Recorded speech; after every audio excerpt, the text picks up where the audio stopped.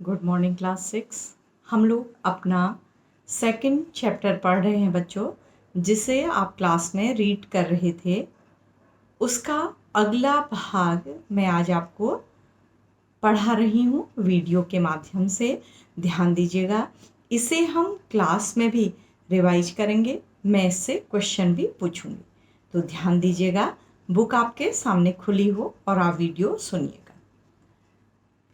तो बच्चों, हम पढ़ रहे थे कि लेखिका इतवार के दिन अपने जूते पॉलिश से चमकाती थी, अपने मोजे खुद धोती थी, क्योंकि उन्हें नौकर नौकरानियों को मोजे देने का रिवाज नहीं था। उनके परिवार में मना किया जाता था।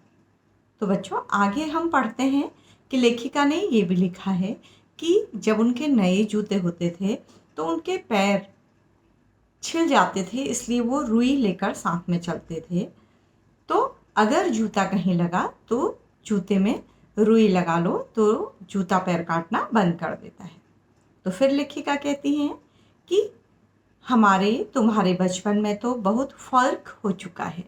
मतलब तब का बचपन और आज के बच्चों का बचपन, उसमें अंतर आ गया है काफ़ी। तो आगे, इससे आगे मैं पढ़ रही हूँ। रीडिंग पर भी ध्यान दीजिएगा। अक्सर आप हिंदी रीडिंग में गलतियाँ भी करते हैं। तो हम सनीचर को हमें ऑलिव ऑयल या कैस्टर ऑयल पीना पड़ता। यह एक मुश्किल काम था बच्चों। उन दिनों बच्चों को पेट साफ करने के लिए कैस्टर ऑयल और ऑलिव ऑयल दिया जाता था, ताकि बच्चों का पेट हफ्ते भर में हल्का हो जाए और उन्हें अच्छी तरह से भूख लग सके। यह एक मुश्किल काम था। शनिचर को सुबह से ही, शनिचर सैटरडे, सुबह से ही नाक में इसकी गंध आने लगती। जो चीज़ हमें पसंद नहीं होती है, हमें पता होता है कि वो आज खानी है, तो हमें मॉर्निंग से ही दिक्कत होने लगती है।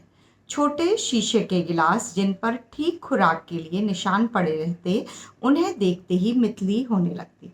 उन गिलासों को देखते ही लेखिका को दिक्कत होने लगती थी कि इन गिलासों में आज हमें दवा पीने लगेगी। तो वो मॉर्निंग से ही परेशान होने लगती, वो और उनके भाई बहन।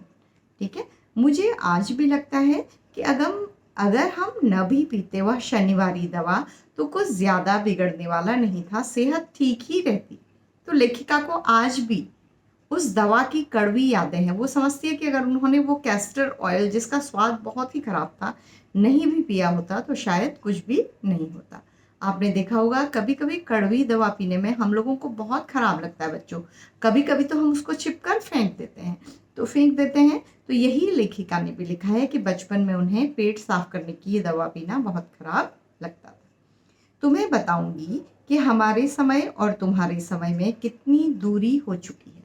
मतलब आज के बच्चों का समय और पहले के बच्चों का समय बहुत बदल चुका है। यहाँ तक कि बचपन की दिलचस्पियाँ भी बदल गई हैं। बचपन की जो पसंद नापसंद है, वो भी क्या हो गई है, बदल गई है। याद रहे, उन दिनों कुछ घरों में ग्रामोफोन थे। उन दिनों घर में बच्चों, आपने देखा होगा, एक प्लेट की तरह ग्रामोफोन होता है, जिसमें सुई घूमती है और गीत बजते हैं। तो इतनी बड़ी सी ब्लैक कलर की प्लेट होती थी, ग्रामोफोन होता था, एक ऐसे हाथ की तरह, उसमें सुई लगी रहती थी और वो घूमता रहता था और गाना आता रहता था। रेडियो और टेलीविज़न नहीं होते थे उन दिनों, रेडियो और टेलीविज़न भी नहीं होते थे। हमारे बचपन की कुल्फ़ी आइसक्रीम हो गई है। हमारे बचपन में कुल्फ़ी मिलती थी, लेकिन आजकल बच्चों को आइसक्रीम मिलती है। वैसे बच्चों, कुल्फ़ी भी मिलती है, हम लोग खाते हैं आज भी। कचौड़ी, समोसा पैटीज़ में बदल गया है। कचौड़ी और समोसा ज़्यादातर पैटीज़ बिकने लगी है। शहतूत और फालसे का खसखस के शरबत कोक और पेप्सी में। शहतूत, फालसे और खसखस से बनने वाले जो शरबत थे पहले, वो अब कोक और पेप्सी में, कोल्ड ड्रिंक में बदल गए हैं। अब इस तरह के बने हुए शरबतों को कोई नहीं पीता, बच्चे कोल्ड ड्रिंक पसंद करते हैं। बच्चों, ये जिस समय लेखिका ने लिखा उस समय की बात है। आज फिर लोग घर के बने हुए जूस को प्रेफर करने लगे हैं। कोल्ड ड्रिंक क्या हो गए हैं, थोड़ा सा कम हो गए हैं 2-4 सालों में इधर। आगे देखिए, उन दिनों कोक नहीं, लेमनेड, विम्टो मिलती थी। उन दिनों कोक और पेप्सी नहीं मिलते थे। क्या मिलता था पीने के लिए मार्केट में भी? लेमनेड और विम्टो कोल्ड ड्रिंक के नाम होते थे। शिमला और नई दिल्ली में बड़े हुए बच्चों को वेंगर्स और डेविको रेस्तरां की चॉकलेट और पेस्ट्री मज़ा देने वाली होती।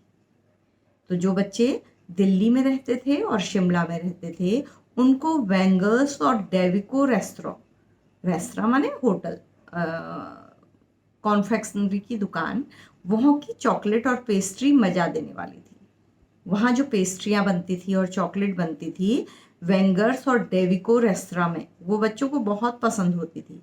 हम भाई बहनों की ड्यूटी लगती शिमला मॉल से ब्राउन ब्रेड लाने की। तो इन बच्चों को घर से बारी बारी भेजा जाता था, भाई बहनों को, कभी किसी को ब्राउन ब्रेड लेने के लिए। हमारा घर माल से ज़्यादा दूर नहीं था, माल रोड से ज़्यादा दूर नहीं था। ये मॉल नहीं है बच्चों, माल रोड है। एक छोटी सी चढ़ाई और गिरजा मैदान पहुंच जाते। एक छोटी सी चढ़ाई इनको चढ़नी पड़ती और ये गिरजा घर के मैदान में पहुंच जाते। ठीक है,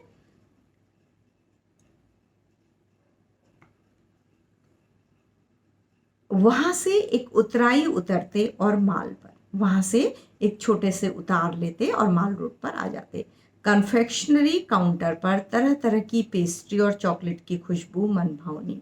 तो कॉन्फेक्शनरी की दुकान पर चॉकलेट और पेस्ट्री की खुशबू बहुत अच्छी लगती थी, खाने का मन हो जाता था। मतलब हमें हफ्ते में एक बार चॉकलेट खरीदने की छूट थी। उन दिनों बच्चों को बहुत कंट्रोल में रखा जाता था, बच्चों डिसिप्लिन में रखा जाता था। तो ये बच्चे हफ्ते में एक बार ही चॉकलेट खरीद सकते थे। सबसे ज़्यादा मेरे पास ही चॉकलेट टॉफ़ी का स्टॉक रहता था। तो लेखिका, सब बच्चे अपनी अपनी खा लेते थे मिलने पर, लेकिन लेखिका अपनी चॉकलेट और पेस्ट्री को संभाल कर रखती थी। ठीक है, मैं चॉकलेट लेकर खड़े खड़े कभी न खाती। वो जहाँ पर चॉकलेट मिलती वहीं पर उसे ख़त्म नहीं करती, बल्कि घर लौटकर साइड बोर्ड पर रख देती। घर जाकर बेड की साइड जो टेबल होती है उस पर रख देती और रात के खाने के बाद बिस्तर में लेटकर मज़ा ले लेकर खाती। और जब सबकी ख़त्म हो जाती, शायद सब लोग खा चुके होते, तो अपनी बेड पर बैठकर लेट कर खाती, मज़ा ले लेकर खाती, आराम से खाती। शिमला के काफल भी बहुत याद आते हैं। शिमला में होने वाले छोटा सा पहाड़ी फल, मैंने लाइव क्लास में आपको बताया था, वो भी लेखिका को अत्यधिक याद आता है। ठीक है, खट्टे मीठे, जब काफल कच्चे होते हैं तो खट्टे होते हैं और जब पक जाते हैं बच्चों तो क्या हो जाते हैं, मीठे हो जाते हैं। कुछ एकदम लाल, कुछ गुलाबी, कुछ एकदम लाल पककर हो जाते हैं, कुछ गुलाबी, कुछ हरे भी होते हैं, यहाँ लिखा नहीं है। रस भरी कसमल छोटे छोटे पहाड़ी फल हैं, सोचकर ही मुंह में पानी आ जाए। सोचकर, खट्टे का स्वाद सोचकर मुंह में क्या आने लगता है, पानी आने लगता है। चेस्टनट एक और गजब की चीज़, आग पर भुने जाते और फिर छिलके उतार कर मुंह में। तो ये भी एक पहाड़ी फल है, जिससे बच्चों कहा जाता है कि ये यहाँ का ओरिजिनल फल नहीं है, इसे अंग्रेज़ इंग्लैंड वगैरह से लाए थे, यहाँ उन्होंने पेड़ लगा दिए थे पहाड़ी इलाकों में। शिमला में, मसूरी में, नैनीताल, भवाली, इधर पेड़ लगाए थे। तो ये भी चेस्टनट बाहर ब्राउन कलर का कवर होता है और अंदर सिंगाड़े का जैसा शेप होता है एकदम, उसको उबाल कर खाया जाता है, आग पर भून कर खाया जाता है। चने जोर गरम और अनारदानी का चूर्ण, इसके अतिरिक्त लेखिका को पसंद था चना जोर गरम और अनारदानी से बना हुआ चूरन। हाँ, चने जोर गरम की पुड़िया जो अब थी वह अब भी नज़र आती है। चना जोर गरम जब लेखिका के समय में मिलता था वैसा ही आज भी मिलता है। मैंने आपको बताया था लाइव क्लास में कि हजरतगंज में जो रास्ता जनपद की ओर जाता है वहाँ पर चना जोर गरम वाला आज भी बैठता है। अब आप लोग कभी जाएंगे बच्चों, अच्छा माहौल हो जाएगा तो आप चना जोर गरम ज़रूर खाइएगा। ठीक है, तो पुराने कागज़ों से बनाई हुई इस पुड़िया में निरा हाथ का कमाल है। मतलब वो जो गोल तिरछी पुड़िया बनाई जाती है आइसक्रीम के कोन जैसी, हाथ से मोड़ कर ही उसे बनाया जाता है। नीचे से तिरछी, पतली सी, लपेटते हुए ऊपर से इतनी चौड़ी कि चने आसानी से हथेली पर पहुंच जाए। चनों को इस तरह से हथेली पर डाल दिया जाता है या एक एक दोनों दाने करके निकाला जाता है। एक वक्त था जब फिल्म का गाना चना जोर गरम बाबू मैं लाया मज़ेदार चना जोर गरम उन दिनों स्कूल के हर बच्चे को आता था। तो ये गाना अत्यधिक फेमस हो गया था, चना जोर गरम बाबू मैं लाया मज़ेदार। तो लेखिका अपने ज़माने की बातें बता रही हैं। कुछ बच्चे पुड़िया पर तेज़ मसाला बुरकवाते। तो हमारे साथ के कुछ बच्चे थे जो इस चना ज़ोर गरम की पुड़िया में कहते कि तेज़ मिर्ची और खट्टा मसाला डाल दीजिए। पूरा गिरजा मैदान घूमने तक यह पुड़िया चलती और धीरे धीरे बच्चे इसे खाते, एक एक दाना लेते हुए, ताकि पूरे मैदान घूमने पर उनकी ये पुड़िया चलती रहे। एक एक चना पापड़ी मुंह में डालने और कदम उठाने में खासी लय रफ्तार थी। लेखिका और उनके साथी भाई बहन कैसे खाते थे कि एक चना जोर गरम लिया और एक कदम आगे बढ़ाया, फिर एक चना जोर गरम लिया, फिर एक कदम आगे बढ़ाया। इस तरह से उनके चना जोर गरम खाने और आगे बढ़ने में एक रफ्तार थी, साथ ही साथ ये काम दोनों होते थे। छुटपन में हमने शिमला रेस पर बहुत मज़े किए हैं। शिमला में बहुत मज़े किए हैं, जहाँ घोड़े होते थे। घोड़ों की सवारी की है, घुड़सवारी की है। शिमला के हर बच्चे को कभी न कभी यह मौका मिल ही जाता है। शिमला में रहने वाले हर बच्चे को ये मौका एक बार अवश्य मिलता है, क्योंकि उन्हें कभी न कभी घर जाने के लिए, इधर उधर जाने के लिए इस घुड़सवारी का आनंद लेना ही होता है, या किसी काम की वजह से वो घोड़े की यात्रा करते ही हैं। तो बच्चों, आज के लिए मुझे लग रहा है इतना ही काफ़ी है। इसे आप समझिएगा, क्योंकि आपको पता है कि आपकी अगली कक्षा में भी मैं आपसे प्रश्न पूछूंगी या आपको लिखित टेस्ट कराऊंगी।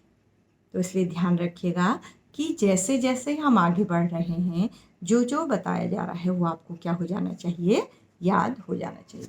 तो बच्चों, इससे अधिक हम अगली कक्षा में पढ़ेंगे, ठीक है। तो आप एक एक शब्द को ध्यानपूर्वक पढ़िएगा। और हाँ, एक काम और करना है आपको कि अगर आपको कुछ समझ में ना आए तो आपको पेंसिल से बुक में अंडरलाइन कर लेना है। पेन से मत करेगा बच्चों, पेन से बुक खराब हो जाती है। और जो भी अंडरलाइन लाइन होंगी या शब्द होंगे, उन्हें मैं आपको अगली कक्षा में बता दूँ। तो क्लास इस तरह से हमारी कक्षा यहीं पर समाप्त होती है।